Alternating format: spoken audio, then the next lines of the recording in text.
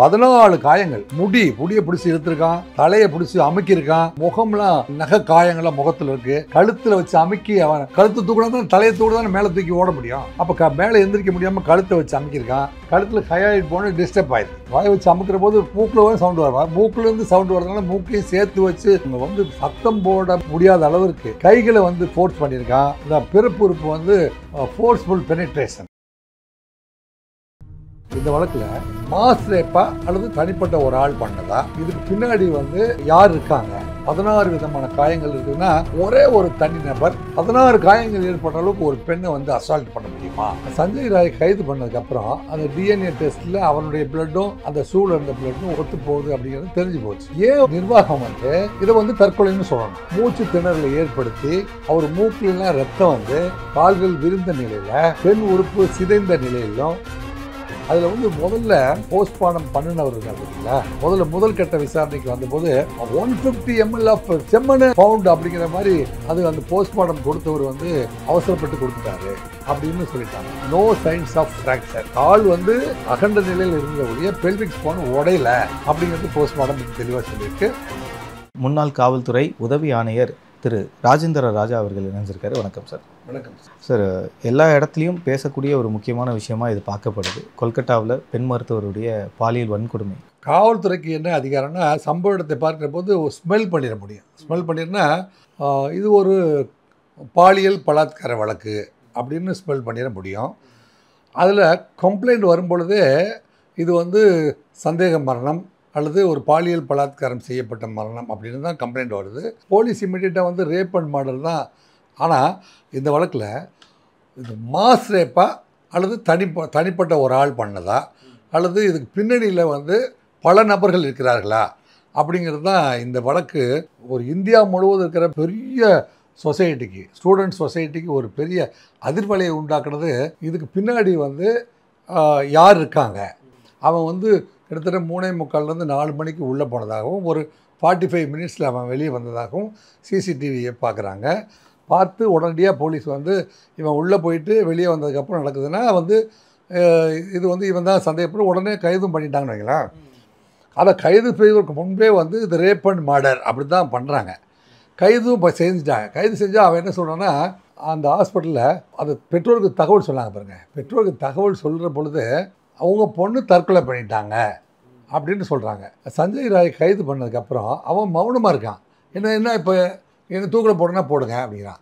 அவன் சாதாரணமாக வந்து அவனுடைய அறையில் போய் குளிச்சுட்டு அவன் ட்ரெஸ்ஸெல்லாம் வந்து சுத்தப்படுத்திட்டு அவன் ஷூவை மட்டும் வந்து அவன் கழுவி போடாமல் விட்டான்.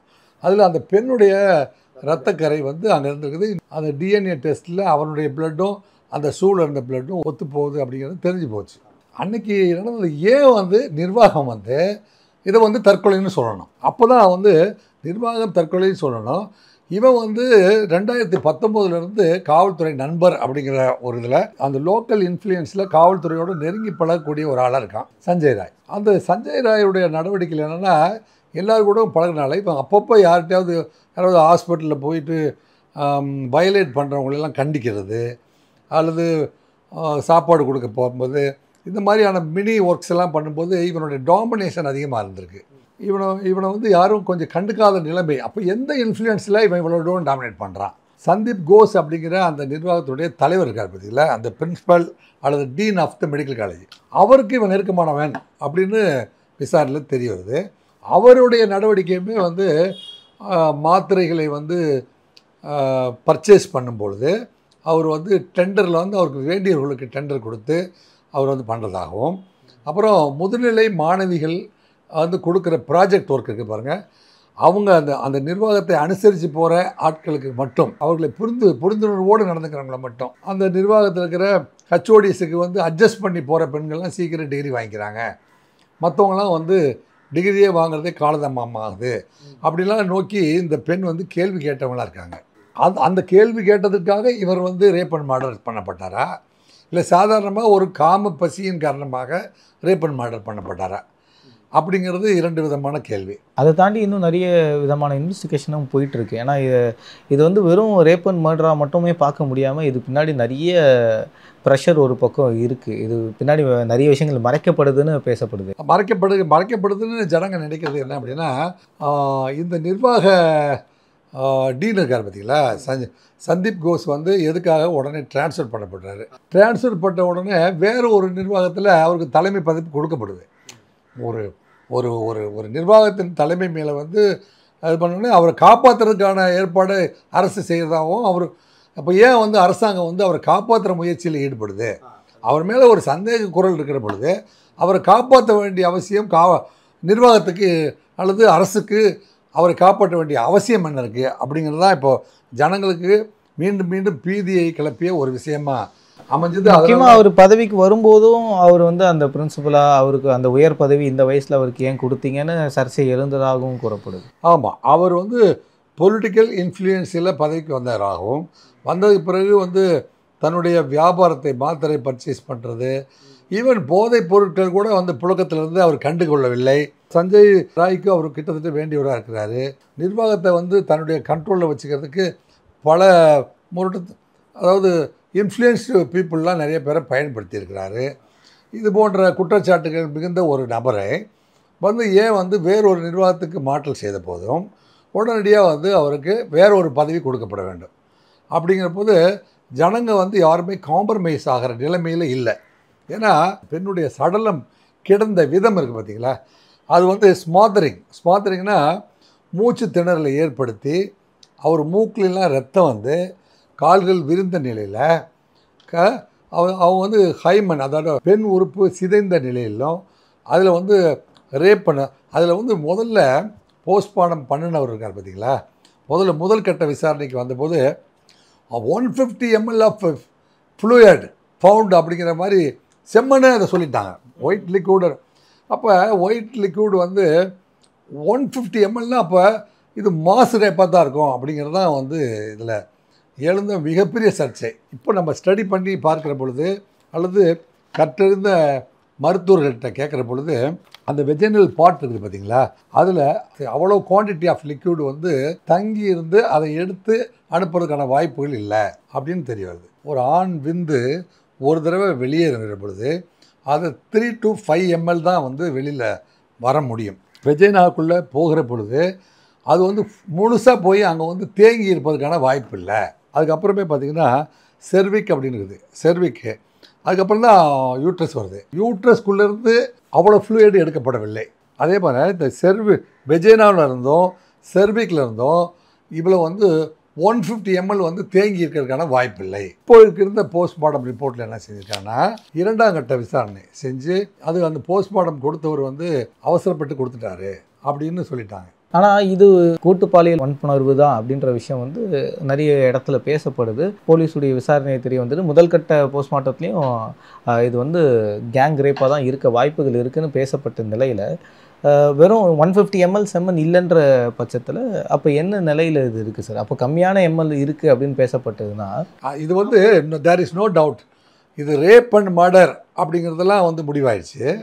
ஆனால் ஒரு நபரால் ரேப் பண்ணப்பட்டதா அல்லது கேங் ரேப்பா அப்படிங்கிறதுல இப்போ சந்தேகம் இருக்குது. ஸோ இப்போ என்ன செய்யணும்னா சுப்ரீம் கோர்ட் ஆஃப் இந்தியா முதன்முறையாக ஒரு வழக்கை சுயோமோட்டோவாக வந்து சுப்ரீம் கோர்ட் எடுத்திருக்குது அப்படிங்கிறது இந்த வழக்கில் வந்து குறிப்பிடத்தக்க மைல்ஸ்டோன். ஒரு சுப்ரீம் கோர்ட்டுடைய டைரக்ட் சூப்பர்வைசரில் ஒரு இன்வெஸ்டிகேஷன் நடக்குமானால் அது வந்து எவ்ரிடே நடக்கிற விசாரணையுடைய குறிப்புகள் வந்து சுப்ரீம் கோர்ட்டுக்கிட்ட சமர்ப்பிக்கப்படும். அப்படி சமர்ப்பிக்கிறதுக்கு அடிப்படை இது பார்த்திங்கன்னா இந்த பொண்ணுடைய போஸ்ட்மார்ட்டம் ரிப்போர்ட் தான். அந்த போஸ்ட்மார்ட்டம் ரிப்போர்ட்டில் வந்து ஸ்மாத்தரிங் அப்படின்னு, ஸ்மாத்தரிங்னா மூச்சு திணறும் வகையில் வந்து அந்த பொண்ணு வந்து அமுக்கப்பட்டிருக்கிறார்.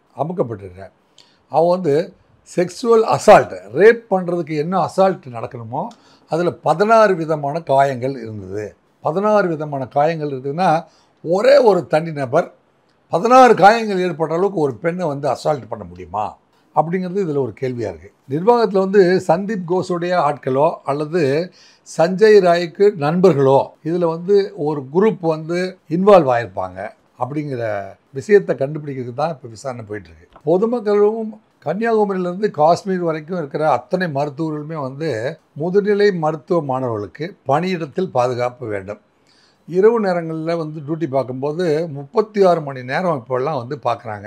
போஸ்ட் கிராஜுவேட் டிகிரி படிக்கிற மாணவர்களுக்கு பாதுகாப்பு இல்லை. அவங்க வந்து போதிய மருத்துவ சீட்டு இல்லாத பிஜி டாக்டர்ஸ் இருக்க பார்த்தீங்களா, அவங்களுக்கு சீட்டு குறைவாக இருக்கிறதுனால அவங்க வந்து 20 மணி நேரம் 30 மணி நேரம் 36 மணி நேரம் கூட தொடர்ந்து 3 நாட்கள் வேலை பார்த்துட்டு அதுக்கப்புறம் தான் ஓய்வுக்கு போக முடியுது.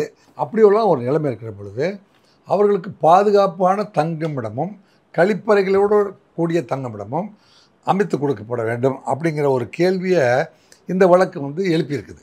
சார், இதில் இப்போது நீங்கள் பார்த்த வரைக்கும் போஸ்ட்மார்ட்டம் ரிப்போர்ட்டில் இப்போ எல்லாருக்குமே 150 ml ஆஃப் செமன் தான் இருக்குது அப்படின்னு பேசப்பட்டு அது எல்லாமே இல்லை, பொய் தான், அப்படி கிடையாதுன்னு இப்போ 2ஆம் கட்ட விசாரணையில் தெரிய வந்ததுன்னு சொன்னீங்க. ஸோ இந்த நிலையில் போஸ்ட்மார்ட்டம் ரிப்போர்ட்டை இன்னும் ஒரு காவல் அதிகாரியாக அதை பார்க்கும்போது இன்னும் நிறைய விஷயங்கள் உங்களுக்கு புரிஞ்சிருக்கும். எந்தெந்த விஷயம்லாம் போஸ்ட்மார்ட்டம் ரிப்போர்ட்டை பார்க்கும்போது ரொம்ப கொடூரமாக மூர்க்கத்தனமாக நடந்திருக்கு அப்படின்னு பார்க்குறீங்க சார்? அதாவது அவங்க வந்து சத்தம் போட முடியாத அளவிற்கு, அதாவது மூக்கில் இருந்தோ அல்லது வாயில் இருந்தோ சத்தம் வந்தால் தானே, வாயை வச்சு அமுக்கிற போது மூக்கில் வந்து சவுண்டு வருவா, மூக்கிலேருந்து சவுண்டு வரதுனால மூக்கையும் சேர்த்து வச்சு வந்து மேனுவல் ஸ்ட்ராங்குலேஷன் அப்படின்னா மனிதர்களால் வந்து மூச்சு அடக்க வகையில் அவங்கள வந்து ஸ்ட்ராங்குலேட் பண்ணியிருக்காங்க. அதே சமயத்தில் கழுத்தில் ஹையாய்ட் போன டிஸ்டர்ப் ஆகிருக்கு, டிஸ்டர்ப்டு தான் போட்டிருக்காங்க. அப்போ ஃபோர்ஸ்ஃபுல் பெனிட்ரேஷன், அவங்களுடைய வெஜைனல் பார்ட்டில் வந்து அவங்க விருப்பத்துக்கு மாறாக வந்து ஃபோர்ஸ்ஃபுல்லாக வந்து பெனிட்ரேஷன் நடந்திருக்குது. செக்ஸுவல் அசால்ட் ஃபவுண்டுனா ஒருத்தர் வந்து செக்ஸுவல் மோட்டிவில் இவளை அடைந்து தீர வேண்டும்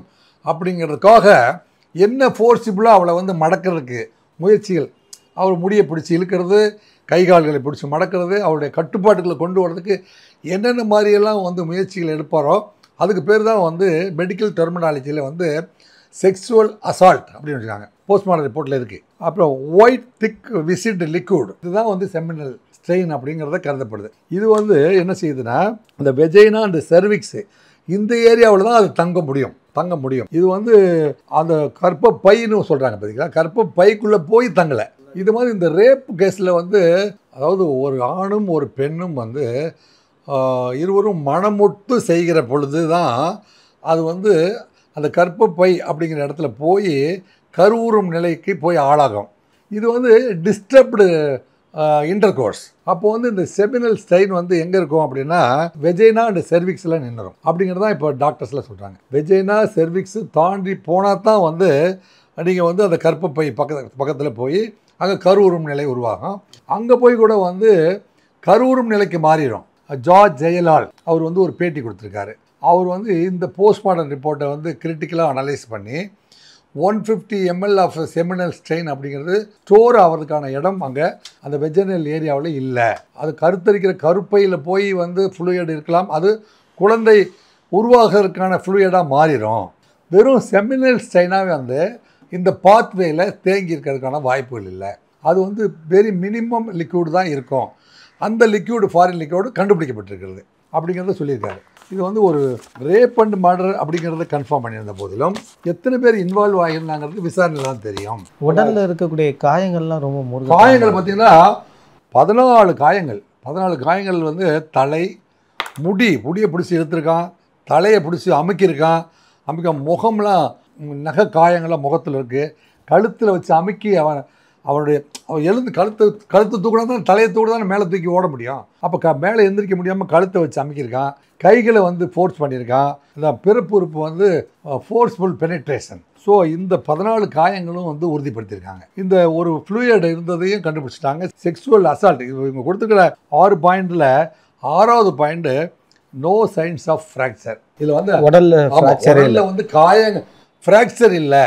முன்னாடி சொன்னாங்க பெல்விக்ஸ் ஃபோனுங்கிறது வந்து பெண்களுக்கு வந்து ஆண்களை விட அந்த பிறப்பு உறுப்புக்கு பின் சைடில் அந்த இடுப்பு தாடை எலும்பு சொல்கிற மாதிரி அதுவே உடஞ்சி போடுறதுனால தான் கால் 2 பக்கமாக பிரிஞ்சுட்டு போயிடுச்சு. இல்லை அப்படி இல்லை, கால் வந்து அகண்ட நிலையில் இருந்த ஒழிய பெல்விக்ஸ் ஃபோன் உடையல அப்படிங்கிறது போஸ்ட்மார்ட்டம் இப்போ தெளிவாக சொல்லியிருக்கு. இதில் வந்து போராட்ட குழுவில் இருந்தவங்க பெரும்பாலுமே வந்து படித்த டாக்டர்ஸு இந்த போஸ்ட்மார்ட்டம் ரிப்போர்ட்டு அவங்கள ஓரளவு புரிதலை ஏற்படுத்துறதுனால தான் இப்போ வந்து இதுக்கு பின்னணியில் இருந்தவங்க யார் அப்படிங்கிறத கண்டுபிடிக்கிற ஒரு சூழ்நிலை இருக்குது ஒழிய இது வந்து கேங் ரேப்புங்கன்னு கன்ஃபார்ம் பண்ணுறதுக்கான வாய்ப்புகள் இப்போ கம்மியாக இருக்குது. இவன் மட்டுமே ரேப் பண்ணானா அல்லது பின்னணியே இருக்கிறதா அப்படிங்கிறத கண்டுபிடிக்கணும். இதில் வந்து கல்கத்தா ஹைகோர்ட் வந்து வழக்கை தன்னிச்சையாக எடுத்துக்கொண்டு அவங்க வந்து விசாரணை தொடங்கி அதை சிபிஐக்கு கொடுத்ததுக்கு பிறகும் இந்த இந்த இந்திய நாடு முழுவதும் இருக்கிற அத்தனை காவலர்களும் அத்தனை மருத்துவர்களும் அத்தனை நீதிபதிகளும் வந்து இதை செய்தித்தாள்கள் மூலமாகவும் ஊடகங்கள் மூலமாகவும் அதை பார்த்ததுனால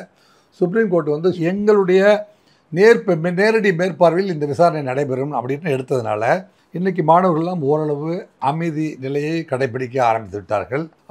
எது எப்படி இருப்பினும் இந்த மாணவிக்கு ஏற்பட்ட துயர சம்பவம் இந்தியாவில் யாருக்குமே ஏற்படக்கூடாது. இது எல்லாமே பார்த்திங்கன்னா ரொம்ப மூர்க்கத்தனமாக கொடூரமாக இந்த விஷயங்கள்லாம் கேட்கும்போது யாராக இருந்தால் மனசு வந்து பதப்பதிக்கும். இந்த நிலையில் இந்த மாதிரி தவறு பண்ணுறவங்களுக்கு என்ன மாதிரி தண்டனை கொடுக்கலாம் சார்? இது மாதிரி ரேப் அண்ட் ப்ரூட்டல் மர்டருக்கு வந்து ஆயுள் தண்டனை அல்லது தூக்கு தண்டனை கண்டிப்பாக உறுதி செய்யப்படும். ஆனால் இது போன்ற நபர்களுக்கெல்லாம் வந்து உச்சபட்ச தண்டனை கொடுத்தால்தான் வந்து எதிர்கால சந்ததி இதுபோல் எதிர்காலத்தில் இருக்கிற இது மாதிரியான சிந்தனை உடையவர்கள் நாம் இது போன்ற செயல்களில் ஈடுபட்டால் இது போன்ற உச்சபட்ச தண்டனையை இந்திய நீதிமன்றங்கள் வழங்கும் அப்படிங்கிறத உறுதிப்படுத்த வேண்டிய பொறுப்பு கூட இப்போ இந்திய நீதிமன்றங்களுக்கு இருக்குது.